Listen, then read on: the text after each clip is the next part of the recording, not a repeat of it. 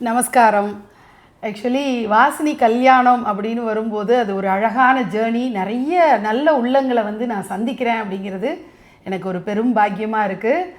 ஒரு மிகப்பெரிய பாரம்பரியத்தை சேர்ந்த ஒரு பாடகியை சந்திக்க வந்திருக்கேன். அது ஒரு அழகிய சந்திக்க வர்றேன் அப்படின்றது எனக்கு ரொம்ப சந்தோஷமாக இருக்குது. உண்மையிலே நான் ஒரு பக்கம் பேசிகிட்டே இருந்தால் கூட ஒரு பக்கம் ரசிச்சுட்டே இருந்தேன். டிகே பட்டம்மாள் அவங்கள கான சரஸ்வதி அப்படின்னு சொல்லுவாங்க எல்லாரும். எனக்கெலாம் அவங்கள பார்க்குறதுக்கான ஒரு பாக்கியம் கிடைக்கல. ஆனால் நிறைய கேள்விப்பட்டிருக்கேன்.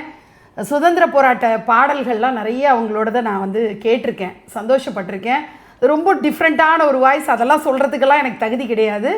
டிகே பட்டம்மாள் அம்மாவுடைய கொள்ளு பேத்தி லாவண்யா அவங்களுக்கு தான் இன்வைட் பண்ணணும்னு வந்தேன்.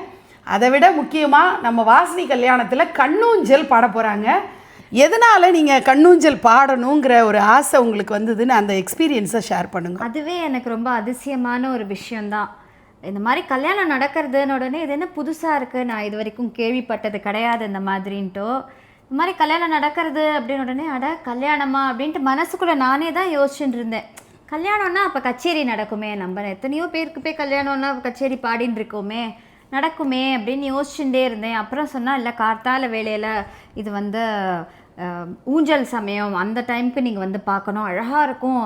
விக்னேஷ் தான் என்கிட்ட சொல்லிட்டு இருந்தார், அழகாக இருக்கும் அக்கா, நீங்கள் வரணும், எல்லாருமா பாருங்கோ, வருஷம் நந்தினி அம்மா ரொம்ப அழகாக பண்ணுவா, இதை இந்த வருஷம் பெருசாக நடக்கிறத நீங்கள் நிச்சயமாக அன்றைக்கி டேட் நீங்கள் பிளாக் பண்ணின்னு வாங்கோன்னு இவ்வளோதான் சொன்னான். எனக்கு ஆனால் அந்த மனசில் ஓடிண்டே இருந்தது, என்னமோ கல்யாணம் எதுன்னு புதுசாக இருக்குது, நம்ம பார்த்ததே இல்லாத ஒரு விஷயமா இருக்கேன்ட்டு எங்கள் ஆத்துக்கார்கிட்ட நான் மொல்லமாக சொன்னேன், மேபி அம்பாளுக்கு ஒரு 2 பாட்டு பாடுறேன்னு வேணால் கேட்டு பார்க்கலாமா, ஊஞ்சலுக்கு இருக்கும், யாராவது பாடுவாளாக இருக்கும், ஏதாவது அவள் அரேஞ்ச் பண்ணியிருப்பா, எப்போ கல்யாணம்னு இவ்வளோ வருஷமாக பண்ணுறாளோ ஏதாவது இருக்கும், இருந்தாலும் எனக்கு ஆசையாக இருக்குது அப்படின்னு. உடனே தெரியலையேம்மா, கச்சேரி இருக்கிற மாதிரி தெரியல, நீ சும்மா விக்னேஷ் கிட்டே கேட்டு பாரு, என்ன நடக்கிறது என்னன்னு சும்மா கேட்டு பாரு அப்படின்னா. கேட்டால் நான் இந்த மாதிரிக்கும் யாருக்கும் ஆசைப்பட்டதே இல்லை, கேட்டதே இல்லை.